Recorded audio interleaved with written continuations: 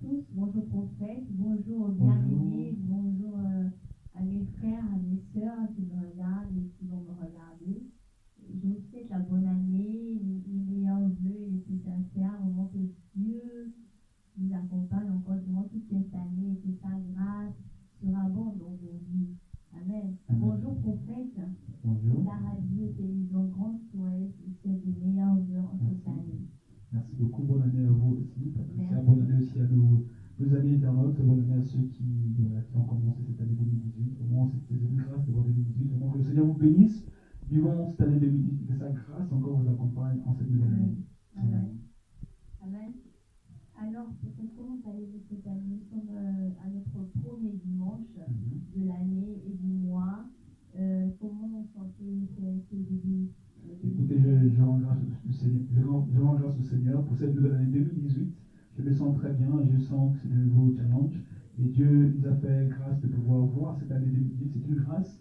Il y a des personnes qui n'ont pas pu voir cette année, mais si nous sommes là, c'est par la grâce de Dieu. Nous croyons aussi que si Dieu nous a encore maintenus en vie, c'est parce qu'il y a un plan, il y a un objectif, il y a une vision que Dieu aimerait que nous puissions accomplir. Amen. Donc c'est pourquoi je bénis le Seigneur pour le souffle de vie qu'il nous a accordé pour voir cette année 2018. Amen. Amen. Alors, vous avez dit durant votre culte du matin que nous sommes dans l'année de la domination. Que pouvez-vous nous dire ce matin par rapport à ce thème? Alors nous rendons grâce à Dieu, c'est le message que Dieu nous a donné, le message clé que Dieu nous a donné durant cette année 2018, c'est l'année de la domination, c'est l'année vraiment où l'Église doit s'élever pour pouvoir dominer dans tous les secteurs, n'est-ce pas, de la vie en fait, de manière générale. Et quand on lit le livre de Genèse chapitre 1, du verset 26 au verset 27, c'est un livre qui commence à montrer le but de l'existence de l'homme.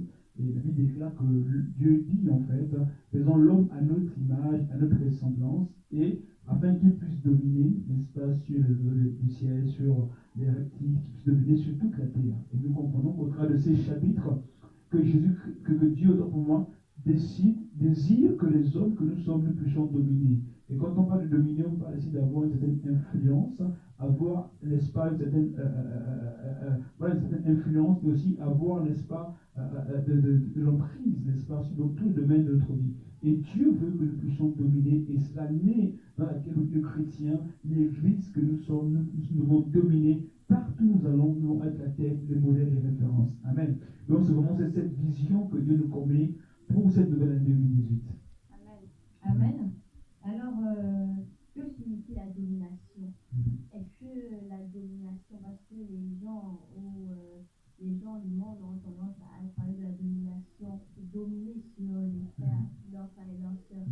Que pouvez-vous nous donner la définition de la domination? C'est très bien de pouvoir, c'est très bien votre question parce qu'elle est très importante. C'est très important, j'aimerais aussi attirer l'attention de ceux qui nous suivent, n'est-ce pas, à cet instant. Il faut bien faire la différence entre la domination et le fait de mettre les hommes, n'est-ce pas, sous forme d'esclavage, en fait. Amen. La domination, selon Dieu, n'est pas une forme d'esclavage. En fait, lorsque Dieu donne cette autorité, que nous puissions dominer dans n'importe quel secteur d'activité, Dieu ne veut pas dire que nous devons être ceux-là qui réduisons à l'esclavage, n'est-ce pas, nos frères et nos sœurs. L'esclavage, la domination selon Dieu n'est pas synonyme d'esclavage. Mais la domination selon Dieu est une forme, n'est-ce pas, à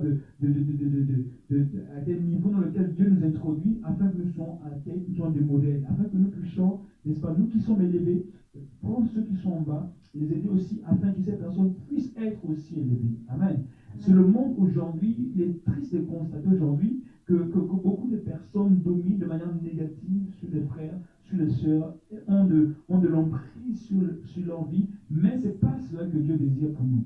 Dieu désire pour nous, parce que Dieu crée l'homme pour qu'il domine sur toute la terre. Amen. Mais pour qu'il ne domine pas sur les hommes dans le sens de les réduire en esclavage. Amen. Dieu ne veut pas cela pour les hommes. Ça, c'est le monde et le diable qui a perverti, le monde de diable qui ont perverti, n'est-ce pas, le véritable sens de la domination, du mot dominer. Parce que quand on parle de dominer, on parle ici de gouverner en fait. On parle ici, n'est-ce pas, d'être la tête, on parle ici d'être la référence, d'être le modèle. Et la domination, selon Dieu, suppose que nous devons être les exemples, des modèles, des références. C'est pourquoi, lorsque vous lisez les Écritures, vous verrez que Paul s'adresse à son fils spirituel Timothée. Il dit, mon fils Timothée, sois un modèle en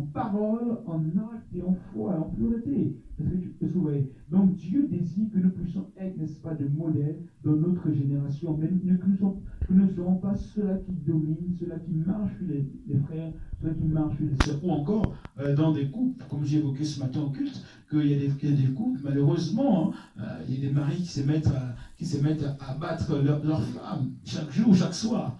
Ils prennent leur foyer comme étant un ring. Amen. Donc c'est pas cela la véritable domination selon Dieu. La véritable domination selon Dieu, c'est pouvoir élever les autres, c'est pouvoir être une référence, être un modèle dans sa génération. Amen. Amen. Alors, par rapport à tout ce que vous venez de dire, comment exercer, comment pouvez-vous dire à nous et aux internautes, comment pouvoir exercer sa domination, notre domination? Amen, c'est très important. Je vais juste, pour répondre à votre question, il y a 3 points que j'aimerais souligner pour pouvoir exercer sa domination. Alors, la première chose, c'est de comprendre que Dieu, nous sommes faits à l'image, à la ressemblance de Dieu. Et la Bible dira que Dieu est celui qui domine. La Bible dit qu'il domine sur la terre, il domine sur l'univers entier. Et étant fait à l'image et à la ressemblance de Dieu, nous avons en nous aussi les caractéristiques de Dieu, donc reçu en nous l'autorité de Dieu. Et plus que Dieu domine, nous aussi, nous sommes appelés à dominer. Donc la première chose, c'est de comprendre que notre Dieu, celui dont nous sommes faits à son image, à sa ressemblance, domine. Alors nous aussi, par ricochet, nous sommes aussi appelés à dominer. C'est pourquoi, quand vous lirez Jean chapitre 5, verset 17, c'est Jésus qui parle. Il dit le Fils ne fait que ce qu'il voit le Père faire. C'est-à-dire que Jésus-Christ n'a reproduit que ce que Dieu faisait. Donc nous aussi, qui sommes à l'image, à la ressemblance de Christ, nous devons reproduire ce que Jésus-Christ a fait, c'est-à-dire dominer. Plus que Dieu domine, nous sommes aussi appelés à dominer. C'est la première chose. La deuxième chose, c'est de connaître son identité en Christ. Tant que tu ne connais pas ton identité, tu ne pourras pas connaître l'autorité que Dieu a mis en toi. Amen. Et tu ne pourras pas mieux exercer ta domination dans tous les niveaux de ta vie. Amen. Donc la deuxième chose, c'est de comprendre son identité, connaître son identité en Christ afin de pouvoir exercer sa domination.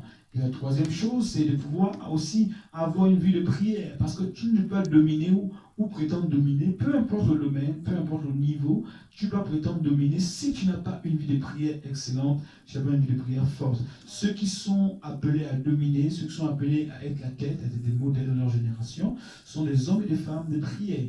Donc voici en fait les 3 choses. La première chose, c'est comprendre que Dieu, nous sommes à l'image de Dieu, puisque Dieu domine, nous aussi nous sommes appelés à dominer. Deuxième chose, c'est de comprendre notre identité en Christ. Amen. Et la troisième chose, c'est des hommes et des femmes de prière pour pouvoir exercer pleinement sa domination. Amen. Amen. Merci prophète, merci Amen. encore pour cette orientation sur le mot, le terme de la domination. Amen. Amen. Amen. Nous espérons que vraiment que nous tous appliquons cette domination-là dans nos vies. Amen. Amen. Nous allons terminer cet entretien. Amen. Et nous disons merci. RTG au Nantes, vous dit merci.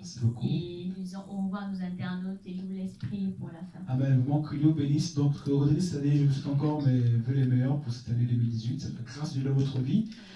Cette année, Dieu nous a donné une pensée très forte, c'est celle de la domination. Dieu nous a dit que 2018, c'est l'année de la domination. C'est l'année où les chrétiens doivent exercer la domination. Peu importe où tu te trouves, mon frère, ma soeur, tu es appelé à influencer de manière positive. Tu es appelé à être la tête, tu es appelé à être le modèle, tu es appelé à être, n'est-ce pas, la référence. Sois un exemple, sois un modèle là où tu te trouves. C'est pourquoi je prie pour toi à l'instant. Je déclare que Dieu t'accorde encore cette capacité d'influencer, d'être un modèle, d'être une référence. Je prophétise ce matin que tu puisses dominer là où tu te trouves. Au nom de Nazareth, que tu sois la tête et jamais la queue, que tu sois en haut et jamais en bas, et que la grâce divine en 2018 puisse t'accompagner, et que sa main ne te lâche plus jamais, et que sa faveur soit avec toi. Vraiment que Dieu te bénisse, excellente année de vie, que Dieu vous bénisse. Au revoir. Au revoir, que Dieu vous bénisse.